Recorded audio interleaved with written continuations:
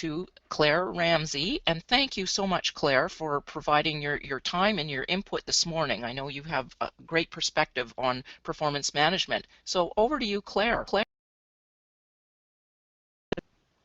There we go. I passed the first test of turning on my microphone. So thank you very much, Sarah, for the, and applause. Thank you very much, Sarah, for the introduction and for inviting me to participate in the Contact North webinar series for this year. Now, this is my first webinar with Contact North, so I'll see how I go. There we go. As an introduction, so my name's Claire Ramsey.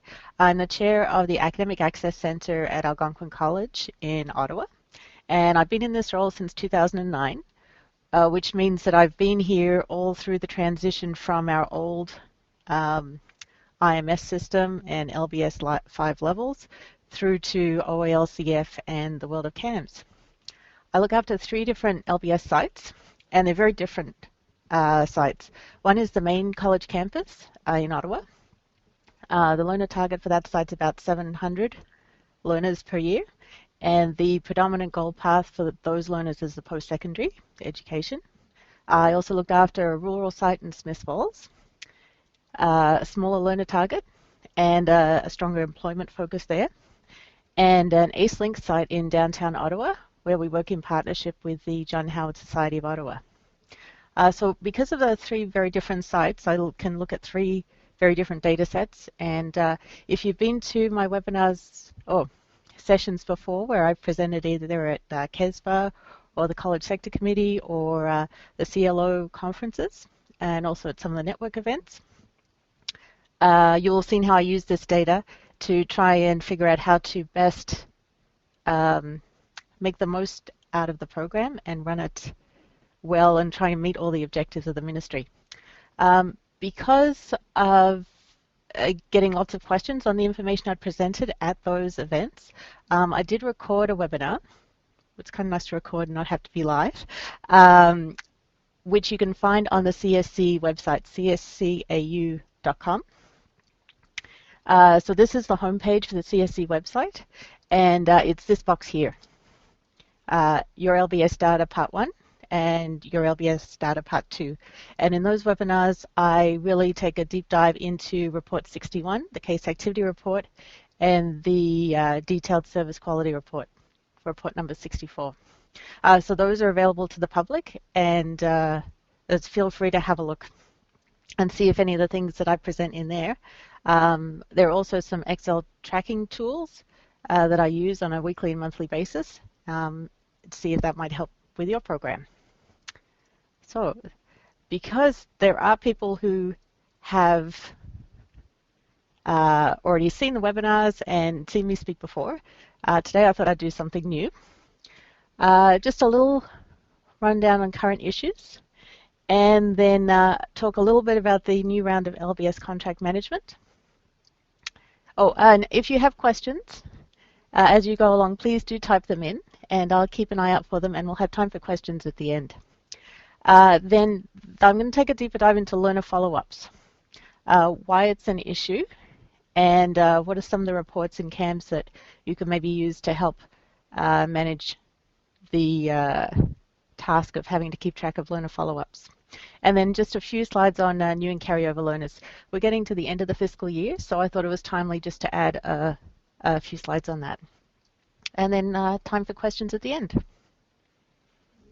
Okay, so if there's anything I don't cover but you'd like me to cover, please put the questions up. And I'll also provide you with my contact details at the end, so feel free to email me after if there's something I said that didn't make sense or you wanted to ask a deeper question on, and I'll get back to you. So, current issues. So I'm sure we've all had a lovely time over the winter just sitting around looking at the ocean, pondering the horizon. But if you work in LBS, probably not. Thank you, Sarah. I saw the smile. Instead, there's of course been a lot happening. The program evaluation is underway by the consultant Cathexis. The LitiGains research project is underway, and there was a Q&A that came out about that just earlier this week. SP Connect is moving, or they're moving to the new round of operationalizing SP Connect to sign and submit our 2016-17 contracts. The new round of contract management compliance, and that's sort of is what's driving my presentation today. And we've got 4 weeks to go till we reach to the end of the current fiscal year. And that's just a plug for the webinars on the CSE website. There are some tips in there about how to make sure your data is nice and clean to finish off this fiscal year and roll over to the next fiscal year. And then all in the background, which is more probably of concern for the ministry staff, is that the Auditor General is doing a value for money audit for the Employment Training Division's programs and services. So there's a lot of things happening.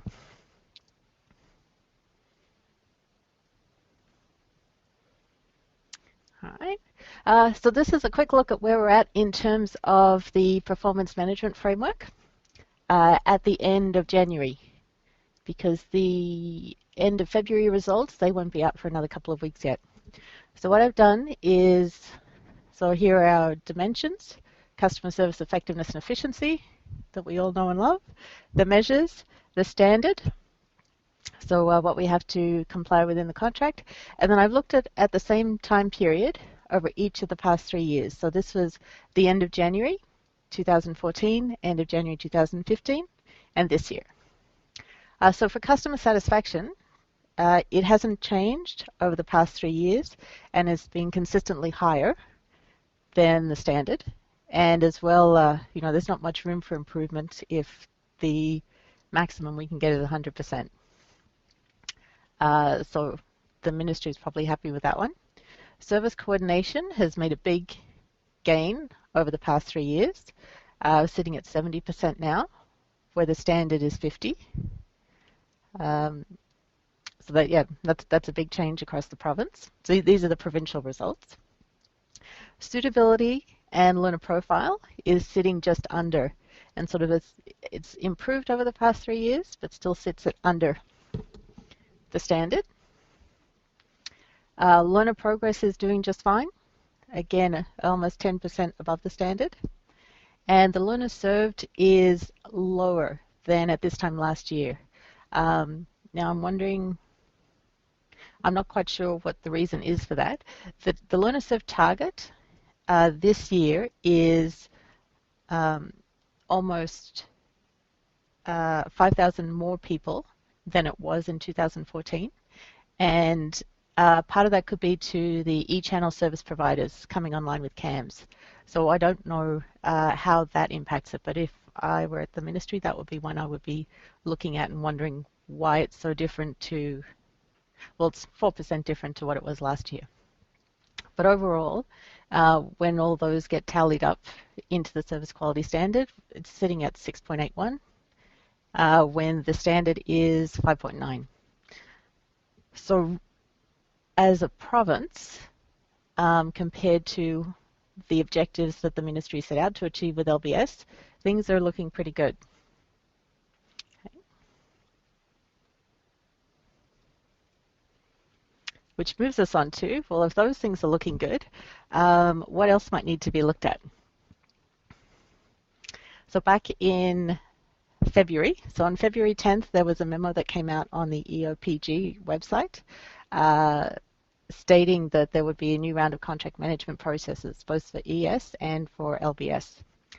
The memo did say that letters would be sent out before the end of February. I'm expecting to receive some, but I haven't received them yet. Who knows, maybe next week. And the issues that are of particular interest to the ministry in this round of contract management is the learner follow-up, and this is what I'm going to be taking a deeper dive into, the financial forecasting, and submitting late reports for the estimate of expenditure reports, the statement of revenue and expenditure reports at the end of the year, or the auditor's reports. So the learner follow-up one, that was the one where I sort of most like, oh dear, let's see what it's going to look like.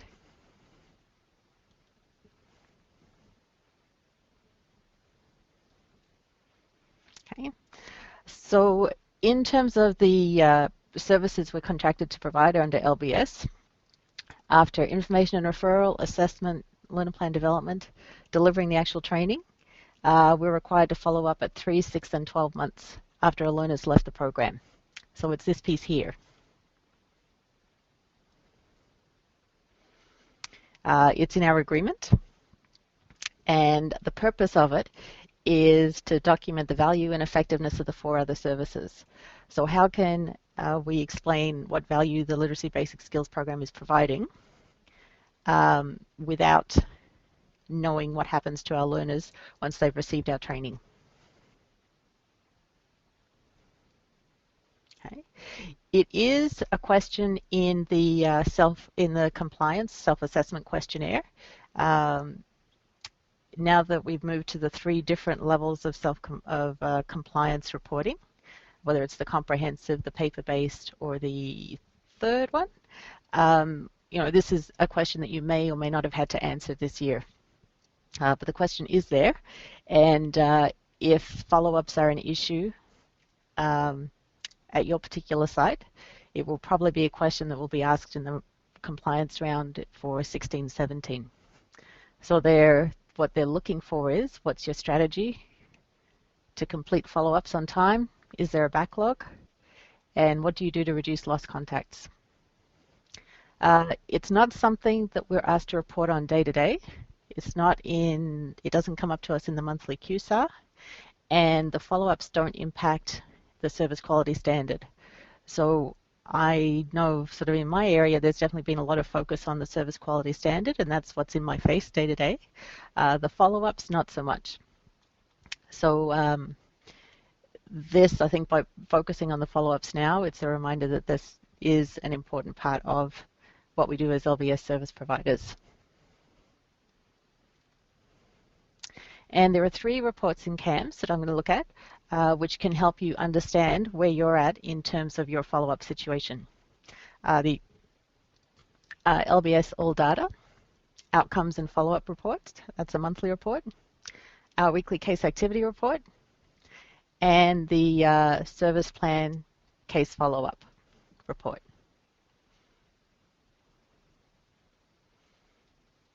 Okay. So I first had a look at the All Data Outcomes report. So it's a monthly report, and it looks like this. It's a PDF, and this is the one for Ontario at the end of January. So I looked at the Ontario data over the past 3 years at the 3 different follow-up points, and specifically the outcomes of employed and training education. So that's the key outcome for MTCU, knowing what difference LBS training is making to the employed and training education outcomes, and the outcome of unknown. So this is where we don't know what's happened to our learners, and if there are too many unknown outcomes, that sort of poses a problem in terms of selling the value of LBS program.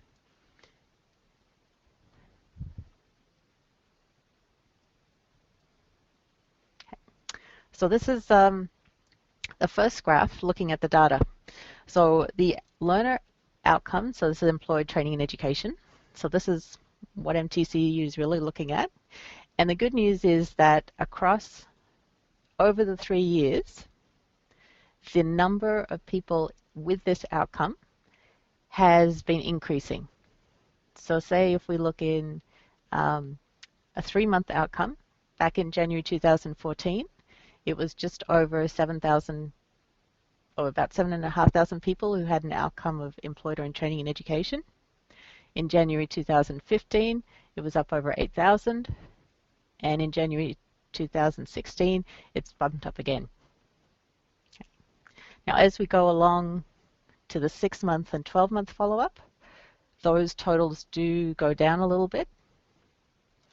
But this year's, the 2016 totals, are still higher than they were previously. And now I'm going to try and use the laser pointer too. Is that all right, Sarah? Okay. maybe that's not a good idea.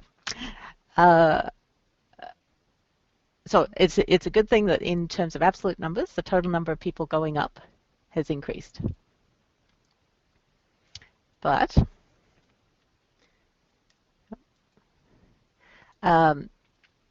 this is now looking at the unknown learner number. And you'll see over the past 3 years, the unknown number has also gone up in each of the 3 categories of 3, 6, and 12 months. So that I could see as being a bit of a concern. So this time last year, there was just over 5,000 learner outcomes that were unknown. This year, we're up to over 6,000, and that's in just the 3 months since someone's left the program. What the good news is that in year there's not much difference between the 3, 6, and 12-month results. So in this light blue line, when we lose someone at 3 months, they're probably lost for 6 months and 12 months as well, but it's not going up by very much. And same here, it's not going up by very much either. Okay, so those are absolute numbers in terms of learner outcomes. Now I'm looking at it by percent. So of all the outcomes across the province, the percentage of learners with an outcome of employed and training and education is going down. So I could see this being a bit of an issue and a reason why the ministry might want us to be turning our attention to this. So back in 2014, of all the outcomes, about 55% at 3 months were in training and education. But by this year, January 2016, we're at 48%. So in terms of total outcomes, the percentage of total outcomes, this key outcome of employed and training education is going down. There isn't very much difference again in the in-year numbers. So you can see here January 2016 it was 47% of total outcomes are in employed and training education, 46 and then 44.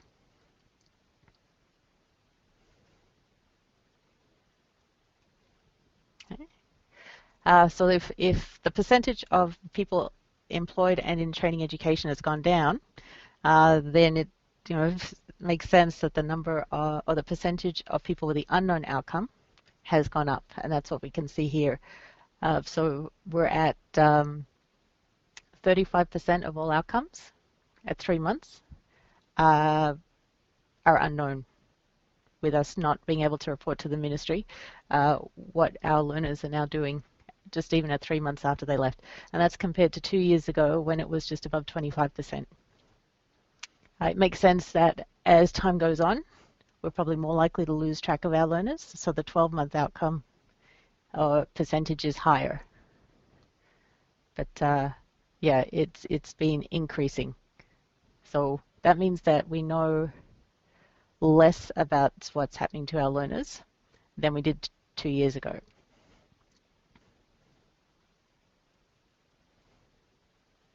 Okay. So then that data is what it looks like on a provincial level.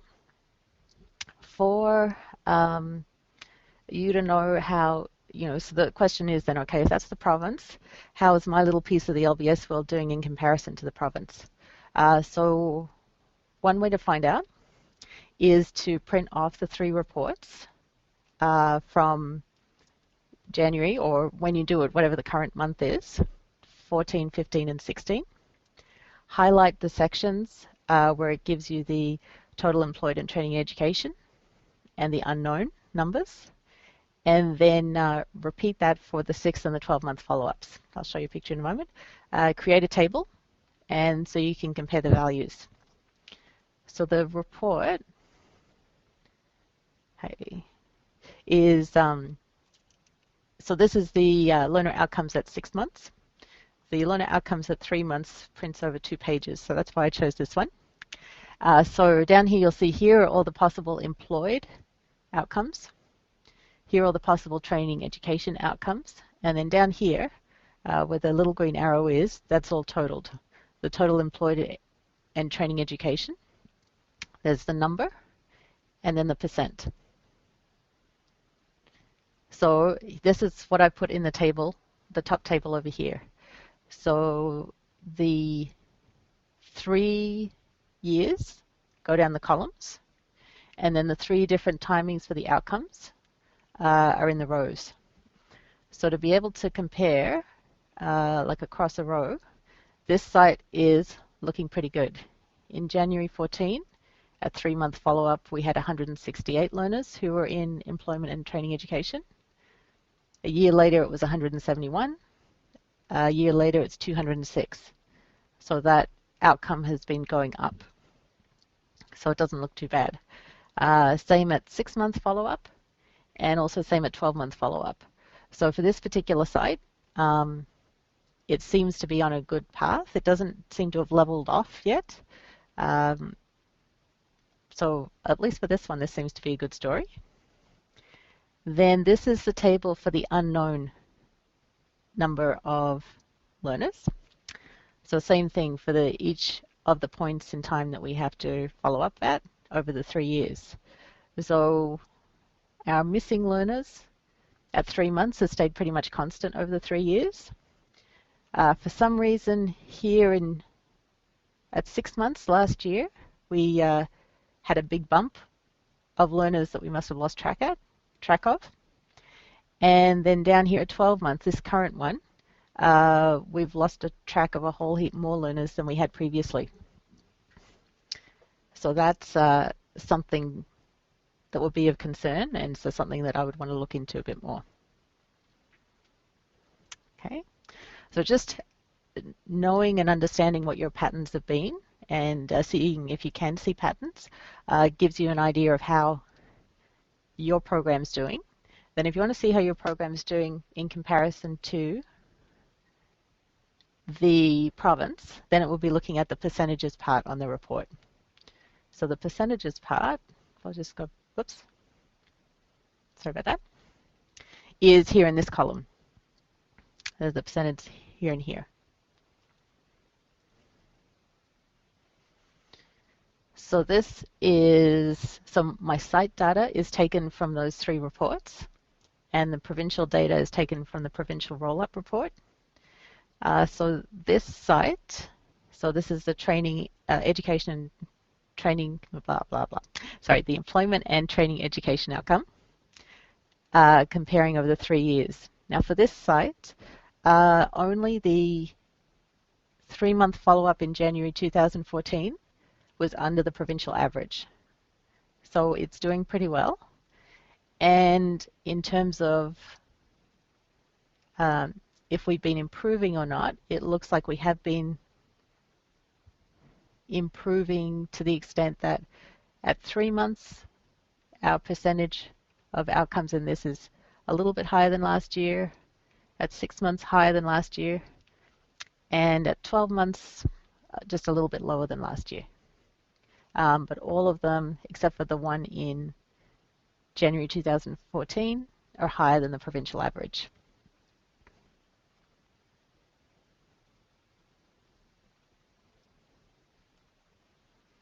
Okay, so then looking at the unknowns, so except for 2 instances where the stars are, our unknowns of at follow-up are lower than the provincial average. So for this site, that's a good thing as well. And again, in January 2016, our unknowns, like there hasn't been any particular blowout in our unknown, except here at the 12-month, it's gone from 34% up to 36% of all of our outcomes are unknown. So each site is going to be different, and it's only by knowing your site that you know what sort of needs to be tackled. Okay. So that was one report where you can get a lot of information on how your follow-ups are sitting compared over time, because though that report stays around for 3 years, And the case activity report is the weekly report, so that gives you a weekly picture of it. So if you might remember back in October, our case activity reports got very big. And that was because they included all the service plans that required follow-up in them. Previously, we didn't have them in the case activity report. We only had people who were our current learners in this fiscal year. So now they have all the reports from the past 2 fiscal years that need follow-ups. So that means we can actually look at follow-ups further back in time. So for the case activity report, it's way over, excuse me, in these columns, BU, BV, BW, BX, BY, BZ, the 3, 6, 12-month follow-up. So this report I printed just last week, or the 20th of February, and see I have follow-up data back from 2014 in it. So it's someone who's been out of the program for a long time, but it's there because of the 12-month follow-up. So that gets down to the very granular level in this weekly report. Okay, the other weekly report is the service plan case follow-up. And I hadn't really looked at this one until last month. So this report tells you all of the tasks that all the follow-up tasks that need to be completed. It has when the service plan was closed in CAMS, what type of follow-up needs to be done, and the estimated date that it should be done by. It also will give you who the case owner is, so who should be, who that case has been assigned to in CAMS. Now this is one, again, from the 20th of February, and you'll see it's looking pretty clean there. There are a few from January that haven't been done, and a few from February, but that's not a whole lot to worry about. But it didn't always look that way. When I first looked at it in January, we noticed a few odd things. We have a manual system in place for follow-ups. So when someone leaves the program, we print off the follow-up sheet and we put it in, we have a binder for each of the 12 months. So if someone leaves in March, we put their follow-up sheet into the June binder, so it's sitting there and we know we can do the we know that when we get to June, we open up the binder and it has all of the follow-ups that we need to do in it that month. So we thought our manual system was working just fine, and so I never really looked at this report. And then when I did, it turned out to be a good idea to have looked at it. So you can see, for example, in the program, it had that we were on the hook for a couple of employment services follow-ups. The college has LBS and ES contracts, and through a data entry error, someone who is in the ES site had put in our site number for their service plan. So their follow-up, their employment services follow-up, is now appearing on our list, and it looks like we're responsible for it. So that's something we would never have known unless we looked at that report, this report here. The other thing it showed up is that we had a lot of reports that were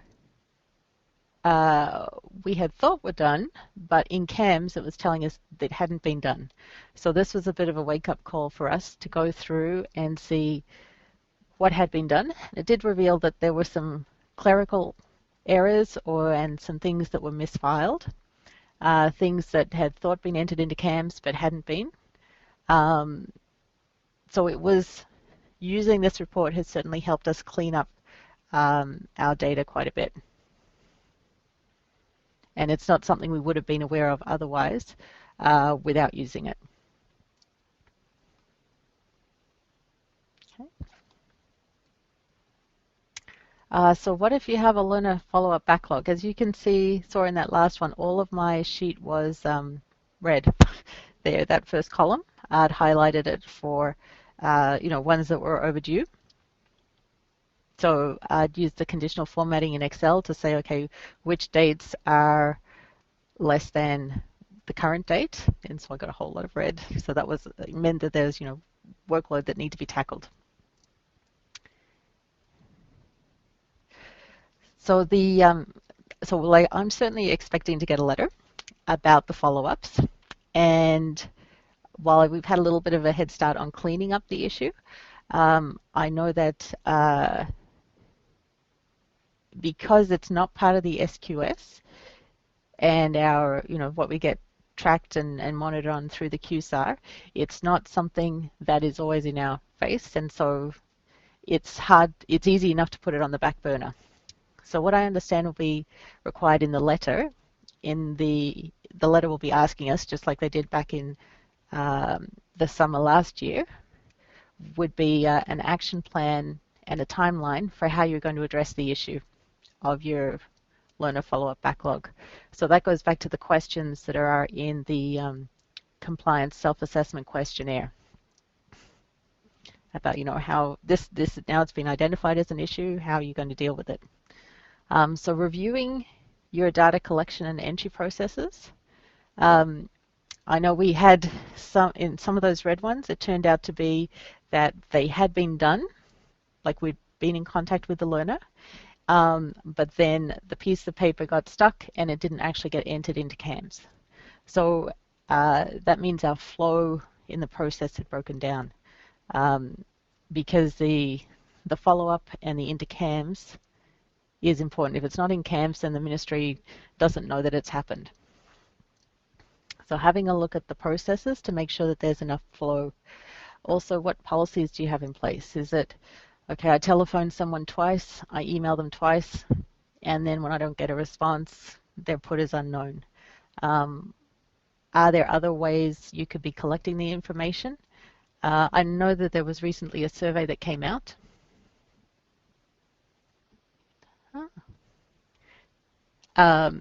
Asking if people are using texting for collecting follow-up information. Yep. And even though it's not in our FACE day-to-day priority, the action letter is giving us a wake-up call that really for MTCU, as follow-up measures the real outcome of our training, it's just as important as the other things that we need to be doing. If it would help to do sort of a stop, start, continue review of your data collection. Are you doing too much of something so you can maybe save some resources and allocate them to follow-up? Or is it that people get started on the follow-up phone calls or emails and then they get interrupted? Is there a way to structure the time to be able to make sure that it gets done? And then another issue, of course, is as people come and go from your programs, it's a very steep learning curve to start to master CAMS for a new person coming in. And of course, getting the service plans in on time, closing service plans on time, that takes the priority. So are there any LBS service providers near you or within your LPCC that you could approach who have a seasoned,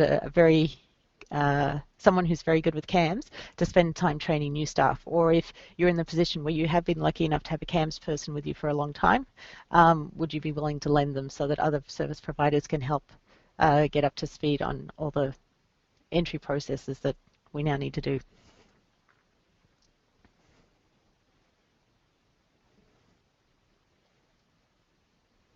Okay, so that was it for follow-ups. So I wish everybody well in their getting their follow-ups up to speed, and I'm sure I'll be receiving my letter in the next couple of days too about my sites. So I'm going to move on a little bit, talk just a little bit about new and carryover learners, because we're coming up to the end of the fiscal year. So for new learners, back in May, when there was release 5 of CAMS, this popped up in a little bulletin that they were adding a new learner's proration value to the detailed service quality report. I was waiting for an explanation as to what a new learner proration value was, but we don't have a revised user guide yet. Okay. This is where it appears on the DSQ, down here in the efficiency part of the report. down here at the 78%. So that number was new in May 2015. And I think I finally figured out what it is for. Okay. So this hasn't been written down in any of the user guides, but as I said, I have the 3 sites and I was trying to figure out how that number was calculated, and I think I've hit on a formula that works for all the 3 sites. So this is about new learners. So take the number of new learners needed per month to meet the learner target. So that's whatever your learner target is less the carryover learners divided by 12. So that gives you a monthly number. That was if we were to be consistently taking the same number of people throughout the year, even though the LBS were very seasonal. That's in theory how many we should take in a month. So at the end of January, we're 10 months into the fiscal year. So under this proration value, the number of new learners should be at 10 times the monthly number. So if a number of new learners is more than 10 times the monthly number, the proration value will be more than 100%. If it's less than 10 times the monthly number, then the proration value will be less than 100%. Okay. So using some numbers, if this is what my DSQ at the end of January looks like, I have, my target is 715 minus 239 carryover learners. Divide that by 12. So this is saying to reach my target, I have to take in 35 learners per month. 10 months into the fiscal year, that means I should have 352 new learners. My actual value for new learners is 347. So the proration value is 347 divided by 352 is 87. And that's it there. I tried that same calculation on my other 2 sites and it seemed to work. So after a good few months of not knowing what that number was or how it might be used or why did the ministry put it there, I hope that helps you understand what it is that they think they're looking at. So because it's only the new learners in a fiscal year that we can really do anything about, that we have room to move. The carryover learners are the carryover learners. So what this is looking at is just the variable part to get up to our annual target.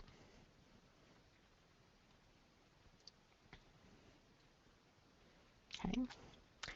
And as we are coming up to the end of the fiscal year, carryover learners, looking at what story carryover learners are telling, is going to be developed a little bit more. So in April, we will have the carryover learners as a percentage of total learners for 15-16, and we'll know what our carryover learners are going into 16-17. So this table shows the number of carryover learners in 2014-15 across the province and then through each of the regions, and as a percentage of total learners. So within LBS across the province, about 43% of learners were carryovers. The East had the lowest percentage at 41, and the North had the highest percentage at 46. In the current year, there was almost 1,500 fewer carryover learners than there were in 14-15. So the East dropped about 280 carryover learners. The Central region dropped about 500, almost 550. The North dropped almost 300 carryover learners, and the West dropped just over 400 carryover learners. So that means that I guess there are more people coming through rather than people staying within the system. So we're reaching different individuals.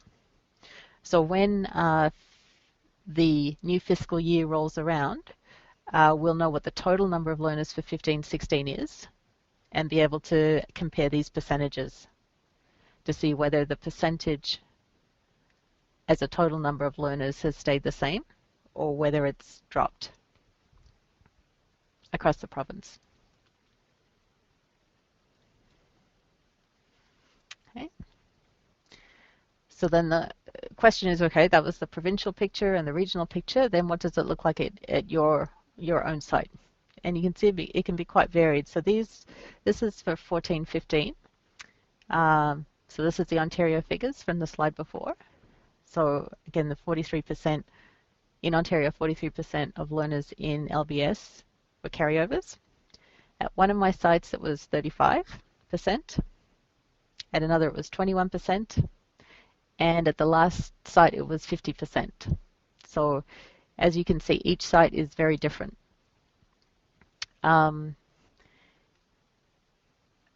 In site A, the number of carryover learners is pretty static. So 229 in 14-15, 239 in 15-16, and I'll be looking for what it is in 16-17. In site B, we got a lot more carryover learners in 15-16. And in site C, they stayed pretty much the same. Okay. So in April, as we flip to the new reports for the new year, we'll be able to develop that story and see if carryover learners are sort of staying consistent percentage of your program's learners. Are they going up or are they going down? Sorry about that. Yeah.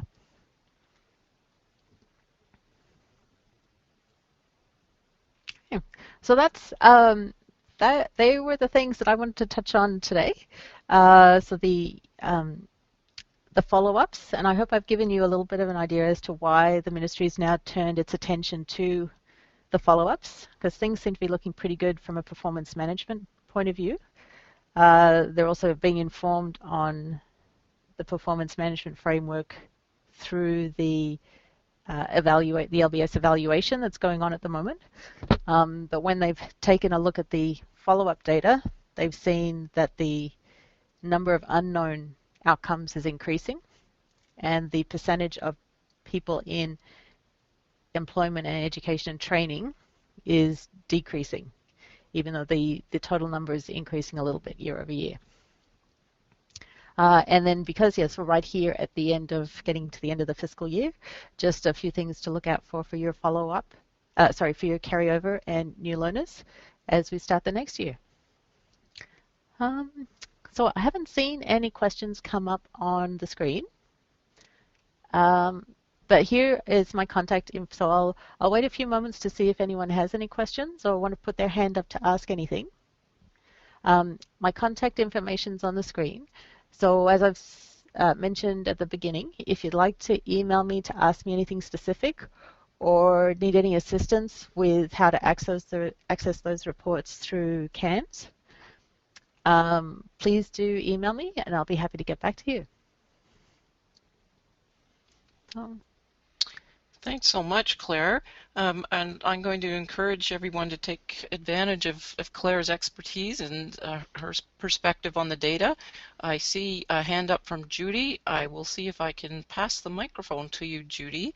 I have enabled your microphone. If you click the microphone icon to the left of your name, we should be able to hear you if you'd like to go ahead. Hi. I was just wondering if these slides will be made available right after the presentation? Go ahead. I will be following up with Claire's presentation and also links to our recording. Thanks, Judy. Perfect. Thank you so much, Claire. That was wonderful. Thank you, Judy. Thank you. I appreciate that.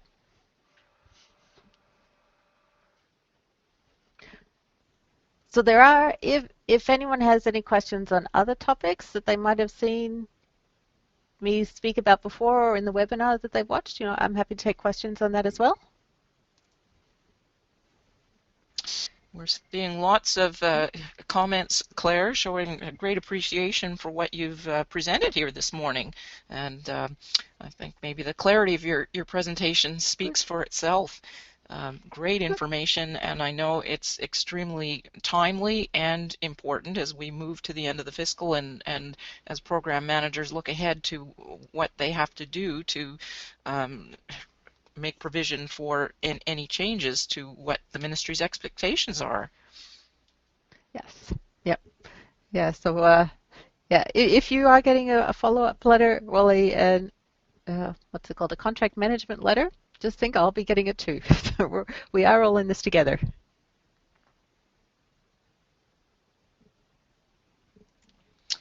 And as we wait to see if there are any more questions and any more comments, I just want to remind people that together with the links that I will provide after this webinar to today's recording, I'll also send you links to the page on which we have collated all of this year's online community of practice webinars and any of the resources that were shared by our presenters.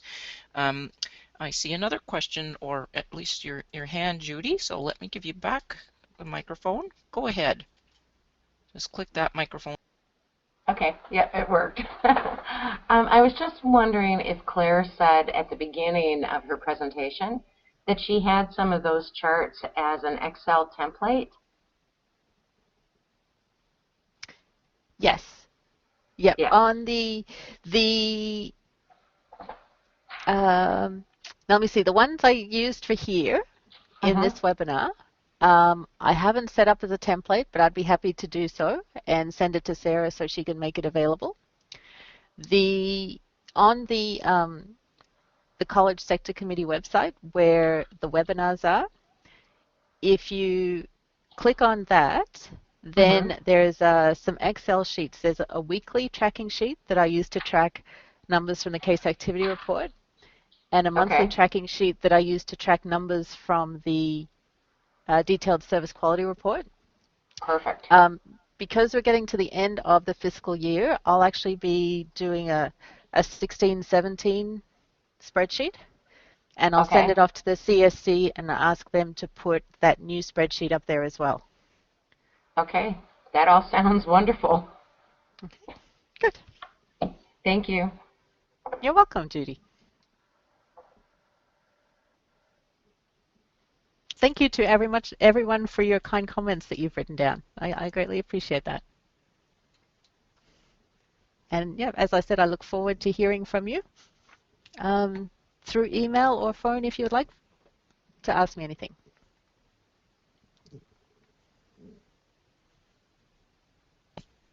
Well, Claire, I dare say you may hear some of the practitioners and program managers here taking you up on that. But it looks like your clear information has been extremely helpful and very well received this morning, and I want to thank you so much for being so generous with your time, not only in presenting but preparing for this presentation, and for agreeing to share this information so broadly. That's extremely helpful to the field, and for those who aren't in college-based programs, it's especially helpful because sometimes they're not quite as well resourced. So thank you again. You're very welcome, and thank you for giving me this opportunity.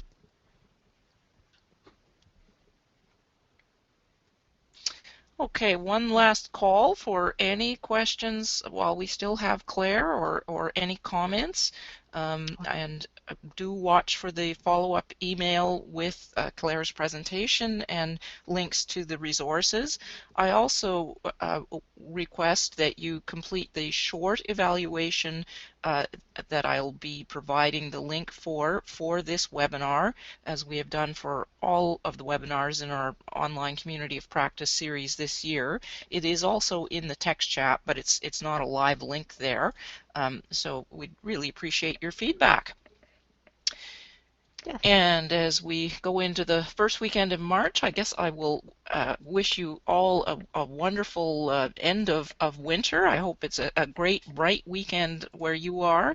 And I wish you all the best as you go into the whirlwind of the end of the fiscal year activities and all of the planning that's ahead of you. It's Or great just to remember, work. or just sit down and look at the horizon over an ocean view. Yes, for those who can, I wish you that opportunity too. Okay, I'm going to end our recording at this point, and for those who are ready to exit, you just click the exit toward the upper right of the screen, and you're good to go. And I will wait here in case there are other questions or needs people have. So thanks again. Claire, I will publish the recording, and I think you understand where you can click when you exit. Yes.